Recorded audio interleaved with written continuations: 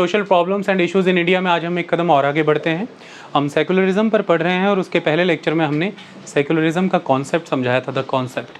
आज हम इसकी हिस्टोरिकल डेवलपमेंट देखेंगे और पहले हम इसकी वेस्टर्न सोसाइटी में डेवलपमेंट जो हुई उसके विषय में बात करेंगे। सवाल ये बनता है कि हम जब भी सेकुलरिज्म की बात करते हैं तो हमारे माइंड में कॉन्सेप्ट आता है the clear cut line is it is the separation between the religion and the state. A clear cut demarcation, a religion and the state के बीच का सेपरेशन, कि दोनों एक दूसरे में इंटरफेयर नहीं करेंगे, यही हमारे विचार आता है। हमें इतना एम्फेसिस क्यों करना पड़ा इस बात पर कि रिलीजन और स्टेट के बीच का जो सेपरेशन है यही सेकुलर होगा, सेकुलरिज्म इसी को कहते हैं। क्या कभी बहुत ज़्यादा दखल था रिलीजन का स्टेट में और फिर उसकी वजह से सोसाइटी को सफ़र करना पड़ा? क्या प्रॉब्लम हुई? क्या स्टेट कमज़ोर पड़ा जब रिलीजन का स्टेट में दखल हुआ? एक स्वाभाविक सा सवाल बनता है, आपके मन में सवाल आ सकता है कि जब सेकुलरिज्म की बात आती है तो कोई भी कहता है कि it is the separation between the religion and the state. But क्या कभी रिलीजन और स्टेट सेपरेट नहीं थे? इनमें अलायंस था, ये एक थे और फिर उसकी वजह से कोई समस्या थी क्या? ज़रा इसके ओरिजिन को समझेंगे तो कॉन्सेप्ट समझ आ जाएगा। फिर आपको सेकुलरिज्म के एलिमेंट भी समझ आ जाएंगे। जिन कारणों से हमने रिलीजन को स्टेट से दूर किया, अगर उन कारणों को समझ लेंगे तो वही क्वालिटीज़ हो जाएंगी ना सेकुलरिज्म की। आओ समझे। छोटी सी कहानी, आप सब यूरोप तो जानते ही हैं, यूरोप तो आपने देखा ही है और इटली भी देखा है आपने, यू नो इटली। वहाँ पर एक जगह है रोम।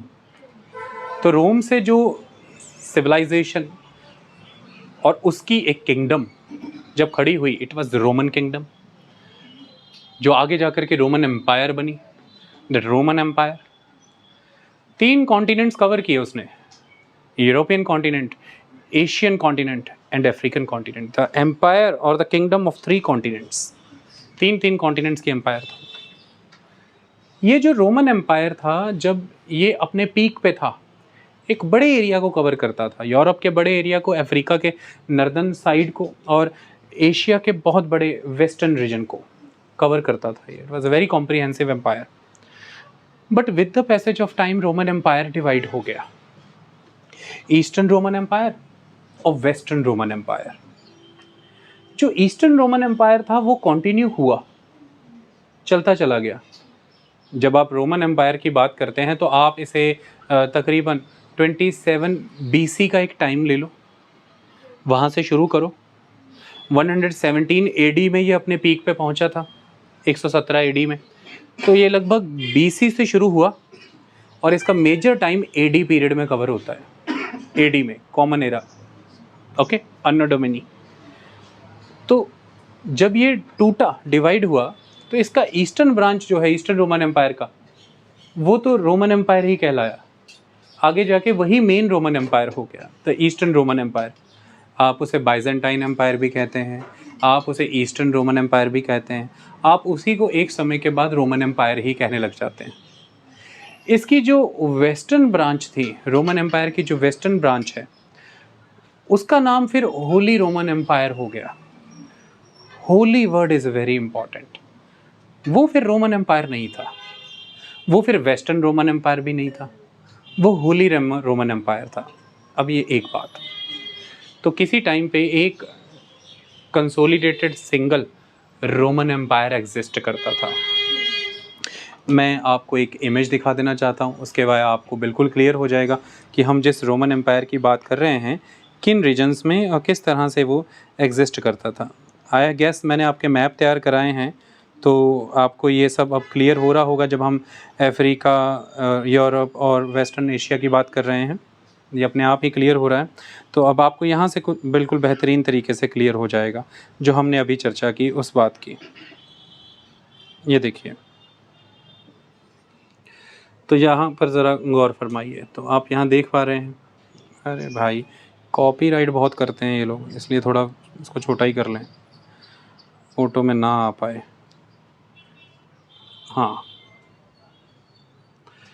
तो देखिए ये यूरोप का रीजन काफ़ी बड़े पैमाने पर कवर हो रहा है, अफ्रीका की नॉर्दर्न स्टेट्स कवर हो रही हैं और एशिया का देखिए वेस्टर्न साउथ वेस्टर्न रीजन।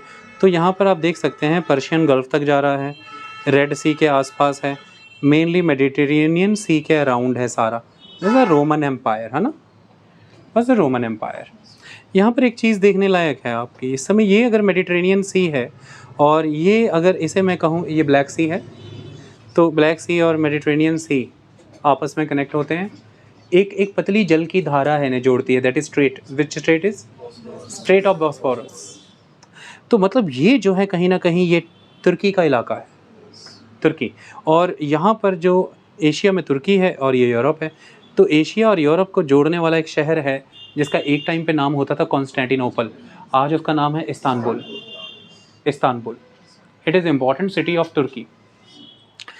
तो अगर ये रोमन एम्पायर है सारा, तो एक समय आने के बाद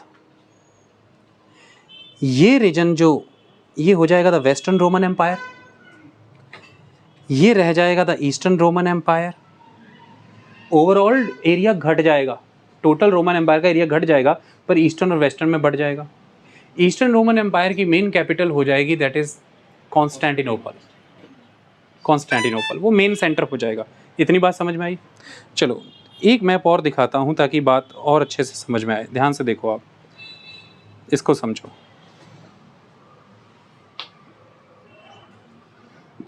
अगर तो दिया गया होगा तो वो ज़्यादा बेहतर समझ आएगा, कई बार नहीं भी दिया जाता है। This is very good map, ये वो अच्छे से समझा रहा है, बात की पूरी तसल्ली करा रहा है ये।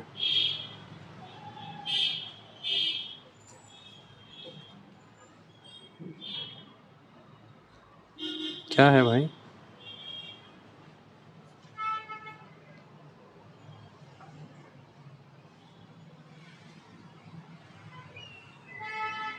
ये देखिए, तो अब अगर हम ध्यान से देखें तो ये यहाँ पर रोमन एम्पायर डिवाइडेड दिखाया गया। ये पर्पल कलर का that is the Eastern Roman empire, that is Byzantine empire, Eastern Roman empire. और ये वेस्ट में it is the Western Roman empire, जिसको हम होली रोमन एम्पायर कहेंगे।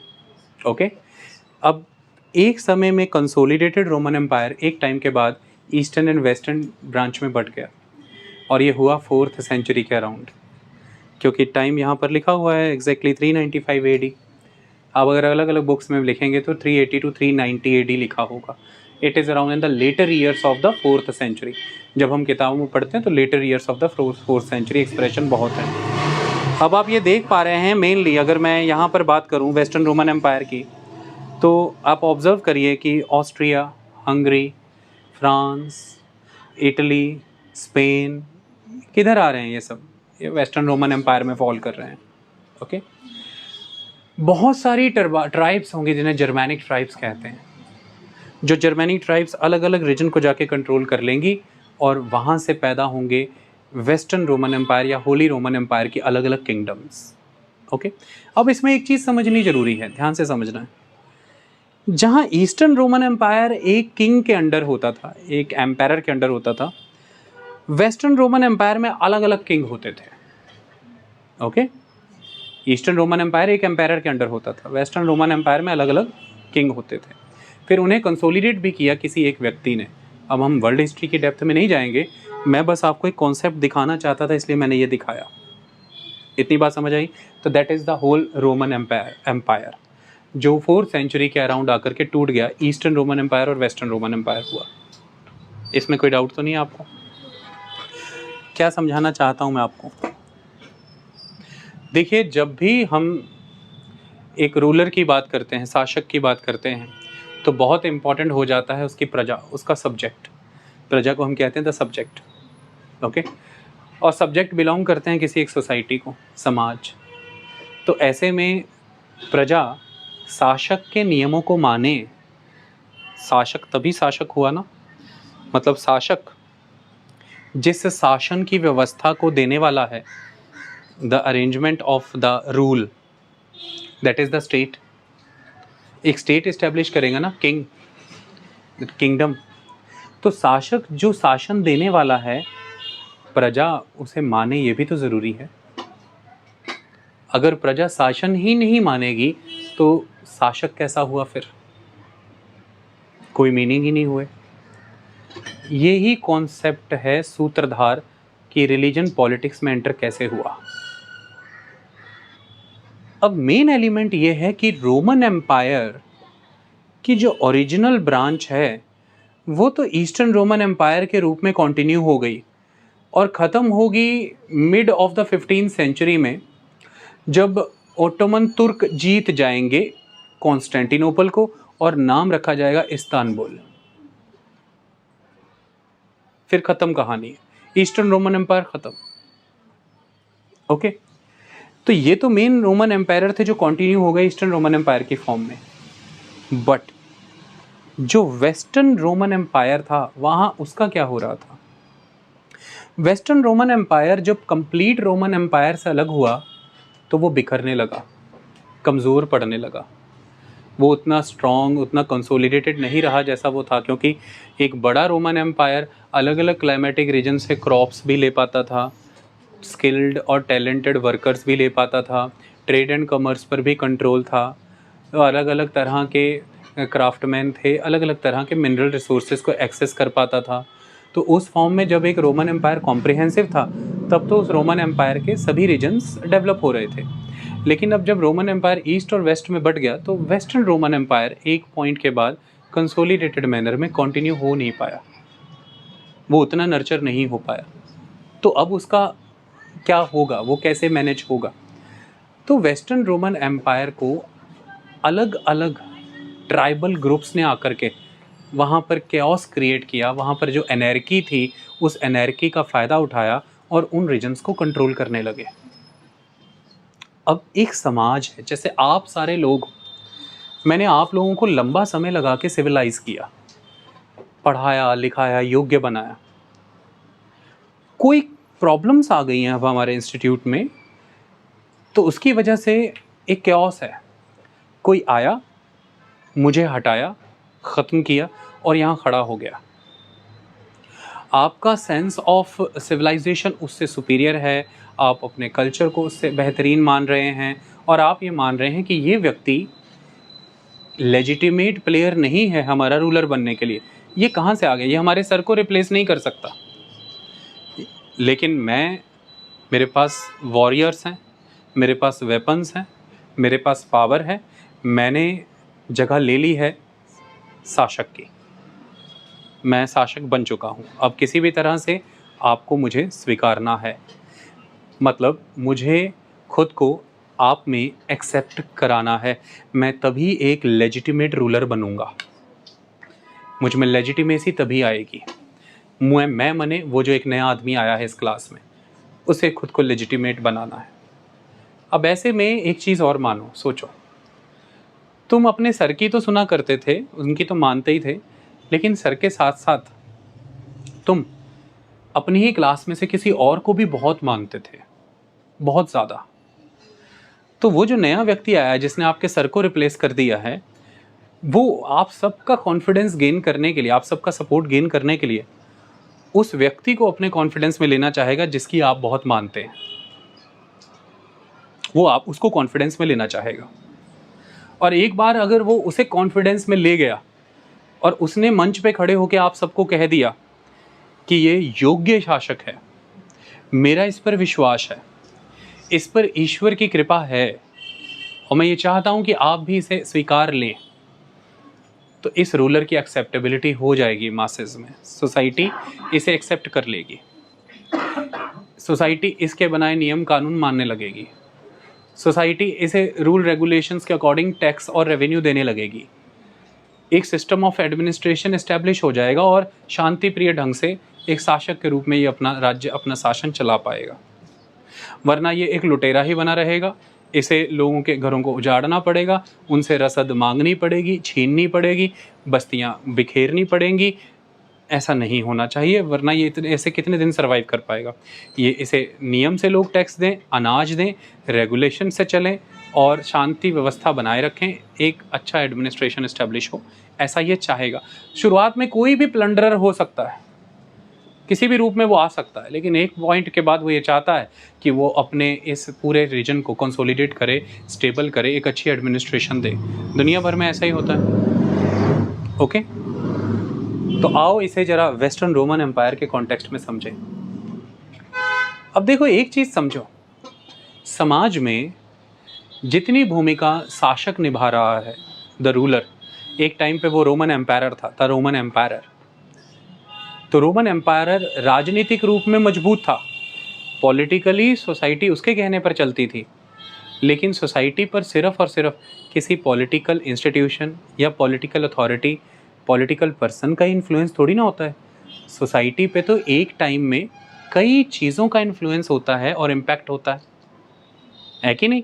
जैसे इस समय मान लीजिए हमारे देश में एक प्राइम मिनिस्टर है, आप सब लोग एज अ पॉलिटिकल लीडर उन्हें बहुत चेरिश करते होंगे।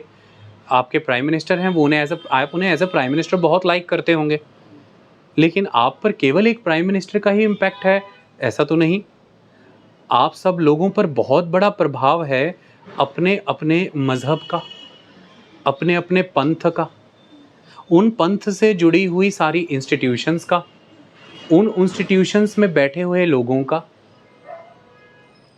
तो जैसे उदाहरण के तौर पर हम बात करें, सिख समाज अपने राज्य में जो मुख्यमंत्री हैं, देश के प्रधानमंत्री हैं, इनको और इन संस्थाओं को भी मानते होंगे, लेकिन साथ में उनका जो एक इंस्टीट्यूशन ऑफ अकाल तख्त है उसे भी बहुत मानते हैं। तो ऐसे में एक चीज़ ध्यान रखा करो, लीडर्स आते जाते रहने, लेकिन जो एक बड़ी व्यवस्था है धर्म की, वो बड़ा परमानेंट सी होती है, वो आती जाती जैसी नहीं होती। क्योंकि धर्म जो है वो यहाँ पर एक एलिमेंट ऑफ कल्चर है, और सोसाइटी यहाँ पर कल्चर्ड सोसाइटी है। तो सोसाइटी अपने से कल्चर निकाल के अलग कैसे कर दे? वापस थोड़ा ना चली जाएगी, समय में, टाइम में पीछे चली जाएगी, फिर अनकल्चर्ड हो जाएगी, अनसिविलाइज्ड हो जाएगी फिर ना। तो बिकॉज रिलीजन किसी ने ऐसे दिया नहीं आकर के, कोई दे नहीं रहा है, वो एलिमेंट ऑफ कल्चर है, आपकी खुद की एक हायर सेंस ऑफ रियलाइजेशन है रिलीजन। सोसाइटी उससे जानी जा रही है, इसलिए रिलीजन बड़ा परमानेंट सा रहेगा। हाँ, रिलीजन पर जो पोजीशंस पे व्यक्ति आते रहेंगे, प्रीस्ट, पादरी आते जाते रहेंगे, उनकी इंपॉर्टेंस इस वजह से क्योंकि वो उस रिलीजियस इंस्टीट्यूशन में, रिलीजन बड़ा परमानेंट सा होगा। तो राजा आते जाते रहते थे, एम्पायर आते जाते रहते थे, कभी कोई लड़ाका, कभी कोई योद्धा, लेकिन रिलीजन बड़ा परमानेंट सा रहता था। सोसाइटी के लेवल पर सोसाइटी वाज वेरी सेटिस्फाइड कि हमारी एक अपनी धार्मिक व्यवस्था है। तो जो व्यक्ति उन रिलीजियस इंस्टीट्यूशन को कंट्रोल करते होंगे, उनकी सोसाइटी पर कितनी परमानेंट कंट्रोल होता होगा, उनका सोसाइटी पर कितना परमानेंट इम्पैक्ट होता होगा। अब ऐसे में मैं आ गया वहाँ शासन करने, Western Roman empire. Roman empire जब बिखरा, वेस्टर्न रोमन एम्पायर एग्जिस्टेंस में आया। वो चल रहा है लेकिन बिखर बिखर के 4th सेंचुरी के अराउंड चलना शुरू हुआ अकेला होके, और 7th 8th सेंचुरी अराउंड तक तकरीबन बिखर जाएगा, और कई जर्मैनिक ट्राइब्स उस बिखरे हुए राज्य पर अपनी अपनी सत्ता स्थापित करने लगेंगी, और ट्राइब के लीडर्स को सोसाइटी में लेजिटिमाइजेशन चाहिए। Those tribal leaders, they want to control the territory, they want to control the people, they want to control the resources, but समाज इनके समर्थन में क्यों आए, किस लिए आए, कौन कहे उन्हें समर्थन में आने के लिए? जिसका समाज पर वश चलता है, जिसका समाज पर कंट्रोल है, वो व्यक्ति चाहिए। समाज पे वश चलता है पंथ का, धर्म का, समाज पर वश चल रहा है उस समय में जिस रिलीजन का, उस रिलीजन की टॉप मोस्ट पोजीशन पर बैठे लोग चाहिए। तो फिर वेस्टर्न रोमन एम्पायर में क्या हुआ कि इन ट्राइबल लीडर्स ने, इन लड़ाकों ने, योद्धाओं ने अपनी पोजीशन को विधि सम्मत या लेजिटिमेट बनाने के लिए इन होली पर्सन्स को अपने साथ जोड़ लिया। ये होली पर्सन्स आए, कहते प्रूव करो कि यू आर वर्दी, प्रमाणित करो कि तुम वर्दी हो इस भूमि, इस समाज, इन संसाधनों और ईश्वर के दिए दायित्व को निभाने के लिए। कहते आई विल प्रूव दैट। आप क्या चाहते हैं बताइए? कहते कहा क्या करोगे, धर्म को कहाँ तक ले जाओगे, समाज का क्या करना चाहते हो, ईश्वर का आदेश क्या है? तो जो होली लीडर सुनना चाहता था वही सुनाता था, पहले ही दिमाग में फिट किया जाता था। तो जब होली लीडर संतुष्ट हो जाता था कि ये तो धर्म की सेवा के लिए आया है, धर्म की सेवा मतलब रिलीजन को सर्व करने के लिए आया है, ये तो डिवाइन ऑर्डेन से आया है, ठीक है, अच्छी बात है, आओ फिर कल तुम्हें सत्तारूढ़ बना देंगे, कल तुम्हारी ताजपोशी करा देंगे, कल कोरोनेशन करा देंगे पूरे समाज के सामने। तो फिर ये जो प्रीस्ट होता है किसी भी सोसाइटी में बड़ा इम्पॉर्टेंट होता है। फिर ये सोसाइटी के सामने उसे खड़ा करके कहता है कि योग्य व्यक्ति अब यही है, अधिकारी यही है, सत्ता अब इसकी है, और आज से ये हमारे समाज के रंग में रंगने जा रहा है, क्योंकि हमारे समाज की जो एस्पिरेशन है, जो इच्छाएं हैं, इसकी ताजपोशी के रूप में मैं इसमें स्थापित कर दे रहा हूँ। ये जो डिवाइन विल है उसको फुलफ़िल करेगा, हमें रूल करते हुए, हम कहाँ जाना चाहते हैं ये लेके जाएगा। लोगों ने देखा कि हमारे रिलीजन, हमारा प्रीस्ट सेटिस्फाइड, सब सेटिस्फाइड, हम सेटिस्फाइड। तो is the Holy Roman empire exist. It is empire, it is on the remnants of the erstwhile Roman Empire, that's why it is Roman, but it is holy because association between the ruler and the holy people, holy Roman Empire existence में आ गई। ये holy Roman Empire कब ख़त्म हुए जानते हो? जब 18th 19th century में नेशन स्टेट बनेंगे यूरोप में, ये तब जाके ख़त्म होंगे, तब तक यही चल रहे हैं। तो ईस्टर्न रोमन एम्पायर की फॉर्म में कंटिन्यूअस हुआ, but in the middle of the 15th century खत्म हो गया। Western Roman empire Holy Roman empire के रूप में कंटिन्यू हुआ, लेकिन 19th सेंचुरी तक चला है। तो लंबा कौन चला है? Western Roman empire. अतः वो तो बाद में इटली का यूनिफिकेशन हुआ, फिर जर्मनी का यूनिफिकेशन हुआ, फिर सारा हुआ, ये सब फिर जाकर के ये ख़त्म हुए हैं, तब तक चले हैं ये। तो होली वर्ड समझ में आ रहा है? Holy Roman empire, Holy Roman empire, empire Holy नहीं है, मतलब कि वो ऐसे धार्मिक कामकाज नहीं कर रहा है, होली कृपा मिली है उसे, उसका जो राज्य है वो होली नेचर का है, क्योंकि उसे विधि सम्मत करने वाले लोग होली कैरेक्टर के हैं, उन्होंने उसमें कुछ होलीनेस देखा है तो ही उसे नियुक्त किया है। चुटकी बजा के समाज ने एक्सेप्ट कर लिया, कहते हैं एक्सेप्टेबल, हमारे प्रीस्ट को एक्सेप्टेबल तो तुम्हें। तो ऐसे में ये राजा इन होली इंस्टीट्यूशंस को अब कितनी बड़ी सपोर्ट और पैट्रॉनशिप देगा, कितनी पैट्रोनेज देगा, सोच के देखो, कितनी समर्थन मिलेंगे इन्हें, कितने प्रिविलेजेस मिलेंगे इन्हें। उनको ये प्रिविलेजेस मिलना, उनको ये समर्थन मिलना राज्य की नीतियों में धर्म का हस्तक्षेप नहीं, स्टेट की पॉलिसीज़ में इंटरवीन नहीं। जैसे उन्हें जब टैक्स फ्री लैंड मिलेंगे, टैक्स तो राज्य का अधिकार होता है ना, उन्हें टैक्स फ्री लैंड क्यों दिया? क्योंकि उनका दखल है राजनीति में, कि अगर नीतियां बनाते समय हम पर भी टैक्स लगाया तो देन यू आर नो मोर होली, फिर तुम्हारा होली स्टेटस चला जाएगा, तुम क्लर्जियों को तंग करोगे। Clergy the priestly class, clergy माने द प्रीस्ट क्लास, कि तुम क्लर्जी के अगेंस्ट जाओगे। इन्हें अलग अलग नामों से कह लो, कभी भी पादरी, प्रीस्ट, उलेमा, ब्राह्मणास, अलग अलग नामों से जाने जाएंगे द क्लर्जीज, कि तुम उनके अगेंस्ट जाओगे, अब डिवाइन मैंडेट के अगेंस्ट जा रहे हो। तो टैक्स फ्री लैंड दे देना, टैक्स ना लगाना। इवन रिलीजियस इंस्टीट्यूशंस को अधिकार थे कि वो कुछ टैक्स लगा दें किसानों पे अपनी संस्था के रखरखाव के लिए, और कुछ टैक्सेस ऐसे लगाना जिसका पूरा हिस्सा इनके पास जाता था। तो कुछ टैक्सेस पर एक्सक्लूसिव राइट होना, कुछ टैक्सेस लगा लेना, कुछ लैंड टैक्स फ्री मिल जाना, और अलग से कई और सपोर्ट। और नीतियां बनाते समय इनके विचार विमर्श परामर्श जरूरी है, इनसे पूछना जरूरी है, इनके विचार लेने जरूरी हैं। कितनी डीपली रिलीजन पॉलिटिक्स में घुसा हुआ है। अब बात ईस्टर्न रोमन एम्पायर की करते हैं। वो कहाँ ऐसा नहीं रहा, ईस्टर्न रोमन एम्पायर चल रहा था, लेकिन वो भी तो कट गया ना वेस्टर्न से, उसके भी तो कट गए अफ्रीका के, यूरोप के वो सारे एरिया जहाँ से mineral resources, trading connectivity, different agricultural products सब आ रहे थे, उसका भी तो राजस्व घट गया, रेवेन्यू। वो भी कहाँ उतनी फ्लरिशिंग स्टेट में डेवलप हो पाएगा। समझो इस बात को। तो ऐसे में ईस्टर्न रोमन एम्पायर ने देखा कि कंप्लीट एम्पायर अपने अंडर लेके चल पाना संभव नहीं होगा, it's not possible, I have to do some arrangement. वो क्या? जो भी क्षेत्रीय गवर्नर हैं वो फन फैला रहे हैं, आज़ादी मांग रहे हैं। ऐसे ईस्टर्न रोमन एम्पायर अलग अलग किंगडम्स में बढ़ जाएगा वेस्टर्न रोमन एम्पायर की तरह। ईस्टर्न रोमन एम्पायर को कंसोलिडेटेड ही रखना है तो एक काम करता हूँ, इन सामंतों को काफ़ी अधिकार दे देता हूँ, सिक्के मेरे हों, मेरी छत्रछाया में काम करें, आशीर्वाद मेरा ही चले, हो हमारा एक ही Roman empire, that is eastern Roman empire या बाइजेंटाइन एम्पायर, लेकिन उस एम्पायर के अंदर ये अलग अलग क्षत्रप, ये अलग अलग सामंत, यानी कि अलग अलग फ्यूडल लॉर्ड अपने अपने लेवल पर काफ़ी ऑटोनॉमस हों, लेकिन हाँ ये ऑब्लाइज्ड हों सेंट्रल पोजीशन के प्रति, that is the empire.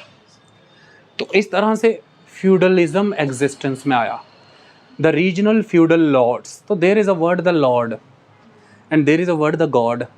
The god is god, god is one, lords can be many. तो फ्यूडल लॉर्ड, तो उन फ्यूडल लॉर्ड को अनुमति दी गई कि तुम्हारे एरिया में जितनी ज़मीन, जितना खेत जो आता है, उसमें जितने लोग आते हैं, सब तुम्हारा। मैनेज करो, एग्रीकल्चर करो, क्रॉप ग्रो करो, जो हिस्सा सेंट्रल अथॉरिटी का बनता है पे करो, बाकी एंजॉय। तो फ्यूडल लॉर्ड्स ने अपने बड़े बड़े दीवार नुमा मैनोरियल कॉम्प्लेक्सेस बनाए, बड़े बड़े, कई सौ हज़ारों एकड़ के। उनमें आने वाली ज़मीन, उनमें आने वाले किसान, सब पर अधिकार दे दिया एम्पायर ने इन्हें। तो लॉर्ड कितने मजबूत हो गए, सामंत। तो एक बड़ा राज्य सामंतों में बट गया, जो नाम के तौर पे तो एक राज्य है, एक एम्पायर है, एक साम्राज्य, लेकिन उसमें सेंट्रल प्लेयर कमज़ोर है क्योंकि पावर काफ़ी हद तक शेयर कर दी गई है रीजनल लॉर्ड्स के साथ, द सामंतास, द फ्यूडल लॉर्ड्स। अब वही फिर वही कहानी, ये फ्यूडल लॉर्ड्स ने जब देखा कि अब रियल अथॉरिटी तो इन लोगों में हम हैं, बट आज दिन तक की इनकी जो ऑब्लिगेशन थी वो तो एम्पायर के प्रति थी, आज दिन तक इनका जो समर्थन था वो तो उसके प्रति था। और अगर समाज अभी भी एम्पायर के प्रति हुआ तो कभी भी ऐसा हो सकता है कि एम्पायर समाज को अपने समर्थन में लेके हमें उड़ा दे, हमें खत्म कर दे। ऐसे में ज़रूरी है कि अगर एम्पायर की शक्ति कमज़ोर पड़ चुकी है और हम शक्तिशाली हो गए हैं तो जन समर्थन जुटाना जरूरी है, जन समर्थन हमारे साथ बना रहे ये जरूरी है। ये कैसे हो सकता है? ये हो सकता है जिसका समाज पर प्रभाव है उसे साथ ले लो। तो इन्होंने भी अपने साथ किनको मिला लिया? द प्रीस्ट, क्योंकि उनका समाज पर अच्छा खासा प्रभाव था। आई बात समझ में? तो Eastern Roman empire, that is the Byzantine empire, उसमें फ्यूडलिज्म का आरंभ हुआ, द फ्यूडल लॉर्ड कल्चर। और वो फ्यूडल लॉर्ड्स ने बड़े पैमाने पर धर्म के संतों को, पादरियों को, प्रीस्ट को अपने साथ जोड़ा, सोसाइटी में खुद को लेजिटिमेटली इस्टेब्लिश करने के लिए, समाज पे अपना दावा मजबूत करने के लिए, और ख़ुद को एम्पायर के कंपैरेटिवली स्ट्रॉन्ग बनाने के लिए। और इन अलग अलग प्रीस्ट ने अलग अलग फ्यूडल लॉर्ड को सपोर्ट किया अपनी पोजीशन मजबूत करने के लिए और ओवरऑल एक धर्म की पोजीशन स्ट्रॉन्ग करने के लिए। ईस्टर्न रोमन एम्पायर में भी वही हुआ, इन रिलीजियस इंस्टीट्यूशंस को टैक्स फ्री लैंड दिए जाते थे, कई खास टैक्सेस में इनका यूनिक डेफिनेट शेयर हुआ करता था, और इन्हें कई तरह के टैक्सेस नहीं पे करने होते थे, तमाम अधिकार इनको प्रोवाइड किए गए। तो वेस्टर्न रोमन एम्पायर और ईस्टर्न रोमन एम्पायर दोनों में ही, वेस्टर्न रोमन एम्पायर में ट्राइबल लीडर्स को खुद को लेजिटिमेट कराना था, उन्होंने होली पर्सन्स का यूज़ किया। ईस्टर्न रोमन एम्पायर में फ्यूडल लॉर्ड्स को, जो एग्जिस्टिंग गवर्नर हैं या जर्नैल हैं, उनको अपने आप में ऑटोनॉमी चाहिए थी, एक स्वतंत्रता चाहिए थी बड़े एम्पायर से, तो उन्होंने खुद को इन रिलीजियस बॉडीज़ को अपने साथ मिलाया और यूज़ किया। कहने का मतलब एक अलायंस इस्टेब्लिश हो गया between the religion and the politics in the Roman society, that is in the Europe. और इस अलायंस में जो भूमिका निभाई है वो किस रिलीजन ने निभाई है? That is a Christianity. Why? लगभग इन द